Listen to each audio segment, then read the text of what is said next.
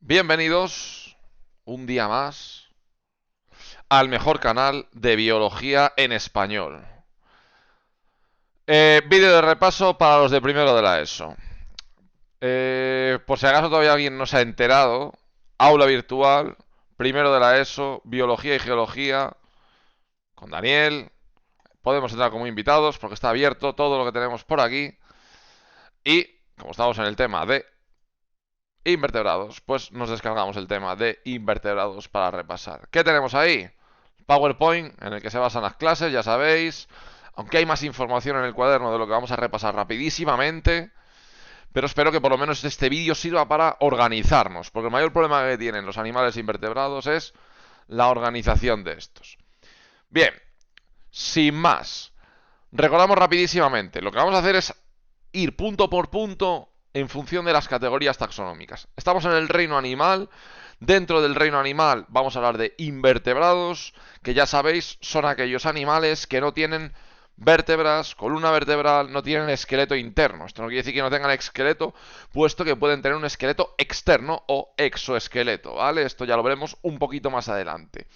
Características generales de todos los animales. Normalmente son móviles, aunque existen animales sésiles, es decir, que viven anclados al suelo, que no se pueden desplazar, como por ejemplo las esponjas. La gran mayoría de ellos tienen simetría bilateral, como la mariquita que sale en la imagen, es decir, se puede dividir en dos partes iguales, pero los hay con simetría radial, es decir, que tienen varios ejes de simetría, como podría ser, por ejemplo, una estrella de mar, un erizo o esta anémona, ¿vale? Y los hay incluso que no son simétricos, que son asimétricos como algunas esponjas, por ejemplo. Función de relación más desarrollada que en otros seres vivos y la reproducción es normalmente sexual con lo que llamamos dimorfismo sexual. Es decir, es fácil diferenciar normalmente el macho de la hembra. Como por ejemplo en la imagen podemos ver el león macho y la leona hembra, que todos sabéis cuál es cuál. No voy a entrar a explicarlo. Bueno, lo primero que tenemos que tener claro es que los animales invertebrados son la mayoría de los animales, pese a que si empezásemos a hacer un bombardeo de, vale, dime un animal, dime 20 animales, y empezaríamos el león, la pantera, la cebra, el tigre, el perro, el gato, todos vertebrados.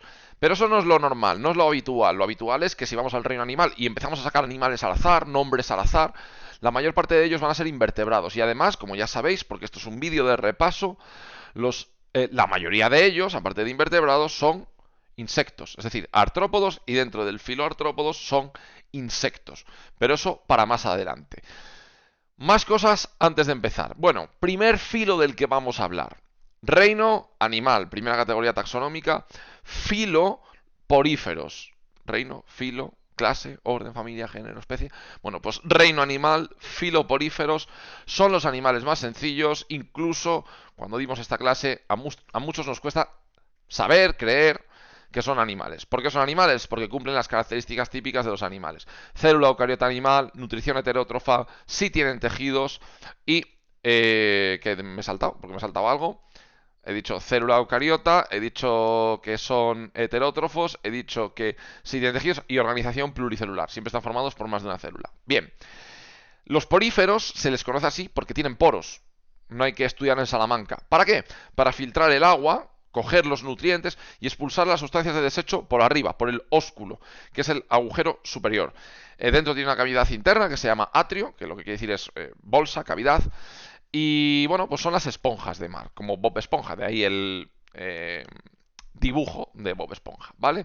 Son animales sésiles porque viven anclados al suelo, son muy simples, pueden no tener simetría o simetría radial, forma de, como veis, de saco, bueno, forma de esponja a fin de cuentas, en las que la parte de arriba, como señalo con el ratón, es el ósculo, ¿vale? Por donde sale el agua con las sustancias de desecho. Podéis ver un vídeo en el que ponéis esponjas filtrando y se ve como con un colorante pues el agua entra por los laterales o por abajo y sale por la parte de arriba, por el agujero de arriba, ¿vale? Todo esto gracias a ¿qué? Gracias a unas células especiales, estas de aquí dentro que tienen un flagelo, llamadas coanocitos, ¿vale? Esto es muy importante. Por lo tanto, ¿qué es lo más importante de esto? Pues lo que os he dicho. Son sésiles, sin simetría o simetría radial, tienen unos coanocitos que generan la corriente para que el agua entre y filtre a través de los poros, entre en el atrio y salga por el ósculo, ¿vale? Y con eso nos hemos terminado los poríferos. Sencillito el primer filo, pum pum pum, las esponjas. Segundo filo que vamos a ver, vamos a ir de menos a más complejidad. Por lo tanto, vamos con los nidarios. Se escribe cnidarios, la Z, sí, la Z.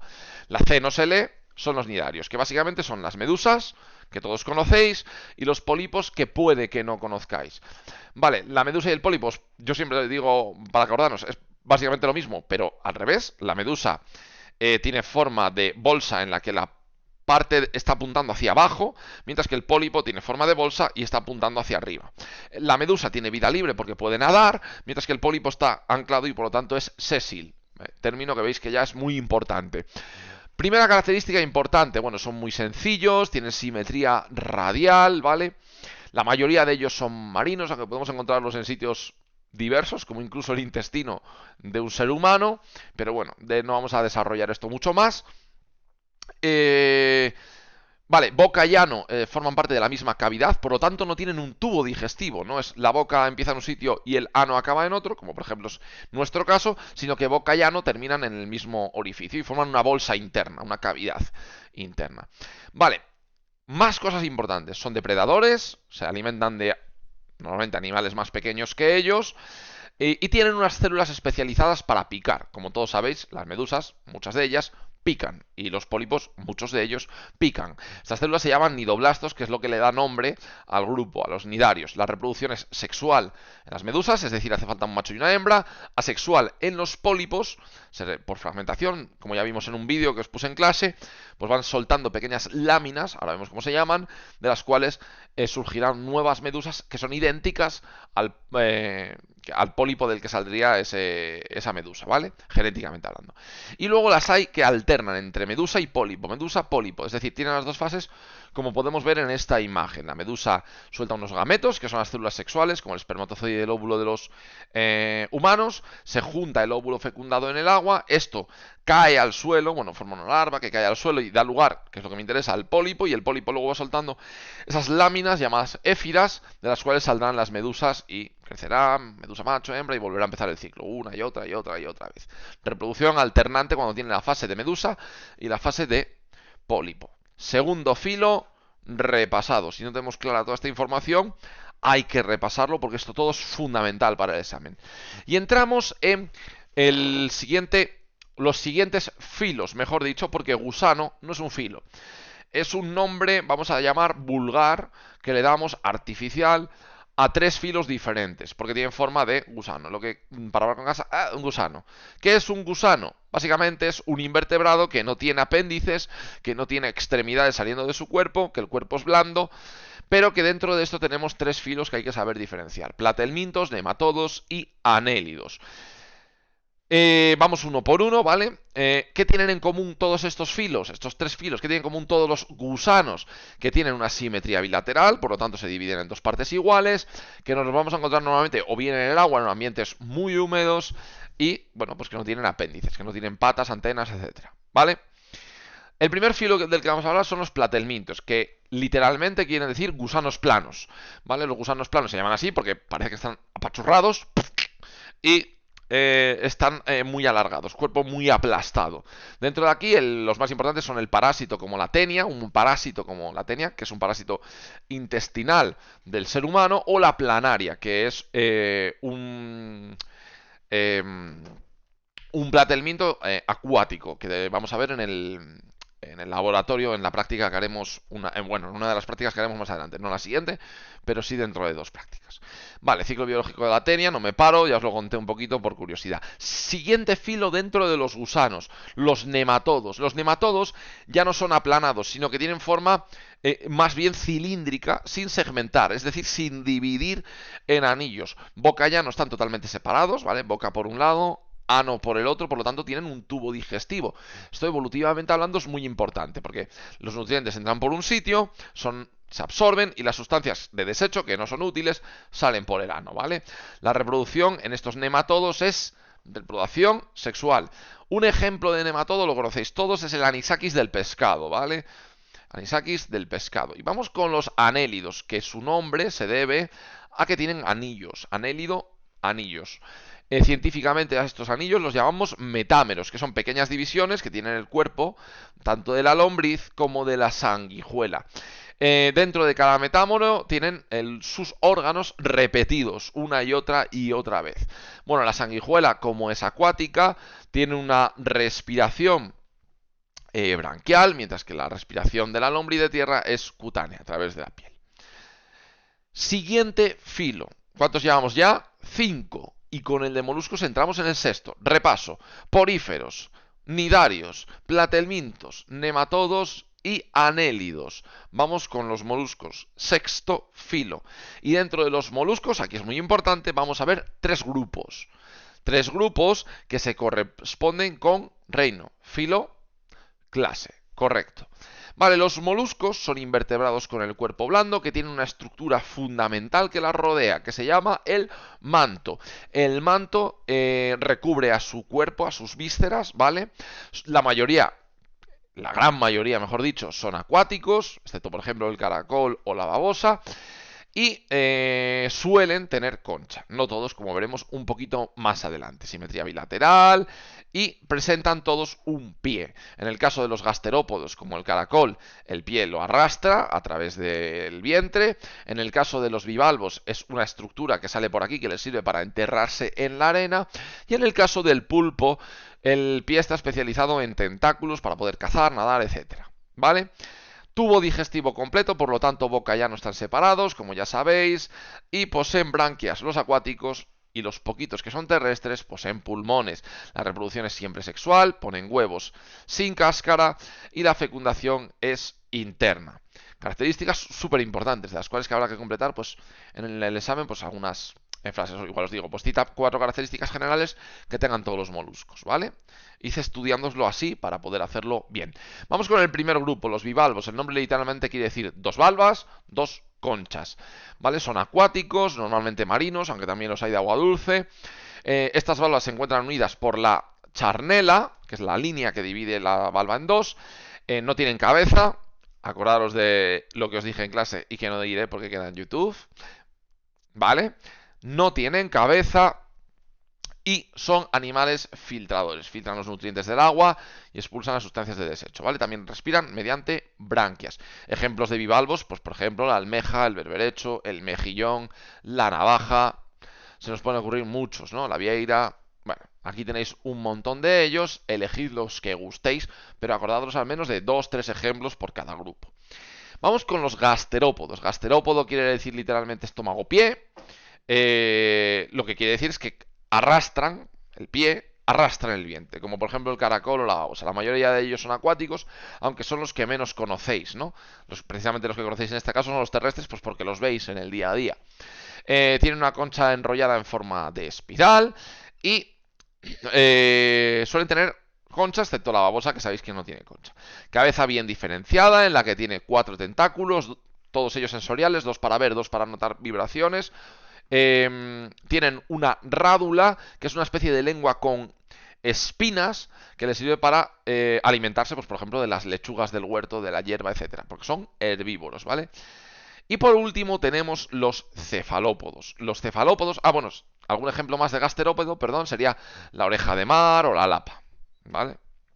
Vamos con los cefalópodos, que quiere decir literalmente cabeza-pie. La clase cefalópodos, dentro del filo moluscos, tienen tentáculos que les sirven para desplazarse, que les sirven también para cazar, porque son depredadores. Para ello tienen además un pico que les sirve pues, para poder alimentarse de lo que cacen con los tentáculos. Tiene una cabeza muy desarrollada, ojos grandes, muy desarrollados también. El sistema circulatorio es cerrado y alguna curiosidad, como sabéis, es por ejemplo que el pulpo tiene 3 corazones. Podéis buscarlo. Son 3 corazones que en realidad podríamos decir que es un corazón dividido en 3 partes, pero bueno, vamos a olvidarnos de anatomía compleja, ¿vale? Tiene un sifón con el cual expulsan el agua y que les sirve para, al expulsar el agua, como si fuese un globo cuando le sacamos el aire, moverse. Y que también tienen algunos de ellos tinta para poder huir, cazar, despistar a posibles depredadores, ¿vale? Ejemplos son el pulpo, el calamar o la sepia, ¿vale? Como siempre os digo, tenéis ahí un enlace en YouTube a los vídeos de una compañera de biología que tiene unos vídeos muy muy buenos, si con este veis que no os es suficiente. Vamos con el séptimo filo, olvidaros del numerito, ¿vale? Séptimo filo, los artrópodos, literalmente patas articuladas. Bien, son el filo más numeroso y variado del reino animal. Prácticamente todos los animales son artrópodos. Ya no solo invertebrados, sino dentro de los invertebrados son artrópodos. Y veremos que dentro de los artrópodos son insectos la gran mayoría. Bueno, dentro de estos artrópodos, es decir, con patas y apéndices articulados, como las antenas, las mandíbulas, en algunos casos las alas, las patas, etcétera, hay otras características. Poseen simetría bilateral siempre, cuerpo protegido por un exoesqueleto de quitina, ¿vale? Una sustancia dura que les protege y de tanto del les protege a nivel físico, de golpes y de ser aplastados, como de la desecación. Y el cuerpo normalmente dividido en cabeza, tórax y abdomen, aunque veremos que es uno de los criterios para diferenciar los diferentes, valga la redundancia, grupos. Bien, más características, apéndices articulados que ya lo he contado, aparato digestivo completo, boca llano, formando un tubo, muy importante, respiración de los artrópodos mediante tráqueas. ¿Qué son las tráqueas?